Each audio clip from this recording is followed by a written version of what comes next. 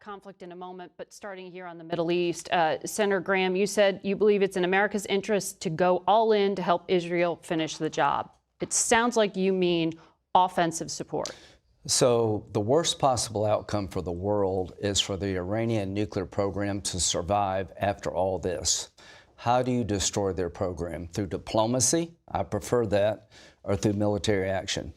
If diplomacy is not successful and we left with the option of force, I would urge President Trump to go all in to make sure that when this operation is over, there's nothing left standing in Iran regarding their nuclear program. If that means providing bombs, provide bombs. If that means busting bombs? Whatever bombs. If it means flying with Israel, fly with Israel. The worst possible outcome for the world is to take the Iranian nuclear program on and leave it standing. That will be a disaster. Senator Blumenthal, what's your view? How involved should the U.S. get? Let's begin with the basic proposition that ought to motivate American policy as well as the world's. A nuclear-armed Iran is an unacceptable threat to the world, not just to Israel, but to the United States as well. And I support Israel's right to defend itself against this existential menace. I'm very concerned right now about United States personnel in the region, our servicemen and women, but also the civilians that are there. I'm getting phone calls from families in Connecticut who are deeply worried about their children who were there, about the hostage families. I support the president's effort to prioritize diplomacy. Let's talk more about this after the commercial break. He's moved equipment meant to counter drones in Ukraine over to the Middle East now because of this escalation. What more is needed to protect U.S. personnel?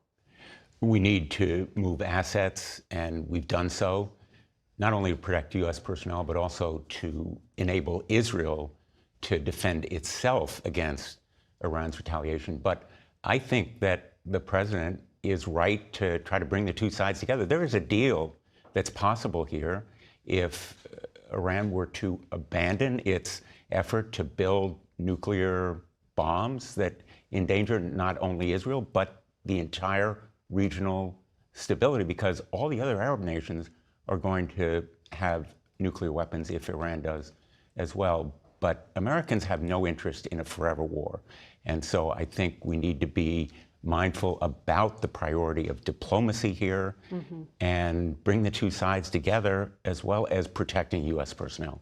But Senator Graham, the thing with diplomacy is that the Israeli prime minister is calling for the Iranian people to rise up against the regime, a regime he says is calling for the destruction of his state. It doesn't really seem like there's a compromise there if it's truly this existential. Is this just leading us towards the outcome you say, which is the United States getting involved in military conflict? Well, this is what I would love for the regime to fall. If you don't, if you want this regime to stay in power, you're wanting people to oppress the Iranian people. You want people to threaten their neighbors, to be the largest state sponsor. Who wants the largest state sponsor of terrorism to stay in place? But regime change is not the policy of the United States. It is not the purpose of this attack yet.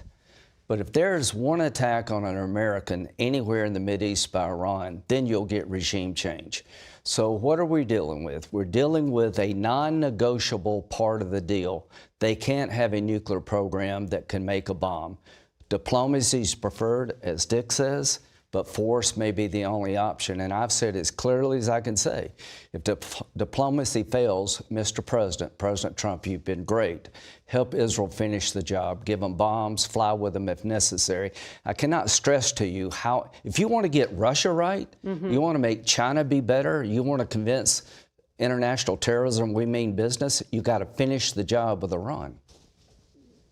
Well, we'll see if there's any willingness to negotiate. So far, we haven't seen much. Well, that's a big mistake on Iran's part. It's not on President Trump's. If we don't have negotiations, it's not because of Trump. It's because of the Ayatollah. Or, I mean, you can't necessarily bomb someone into concessions that they were not willing to make, right? Yeah, I mean, I don't think they have any desire to make concessions. If Iran miscalculates now, it will face the consequences. But there is a road to a deal. President Obama reached a deal Far from perfect. President Trump ripped it up. If it were in effect, maybe we could have stopped the Iran nuclear buildup, which has occurred. They're close to 10 bombs now. But there is the possibility of diplomacy in the meantime. The United States ought to provide the means for Israel to defend against this Iranian retaliation. And just to clarify, when you say close to 10 bombs, you mean they would have enough nuclear fuel. But as far as we know from the U.S. assessment, they hadn't made the political decision to turn that into a weapon. What purpose We didn't do you hear that need, from the Senate Intel chair when if I I asked may, that. what purpose is there for enriched uranium at 60% other than making a weapon? Leverage. Why do you have 900 pounds of this stuff if you don't want to make a weapon? Well, you know, the assessment was they wanted the leverage, right? Yeah, right. So, Whatever.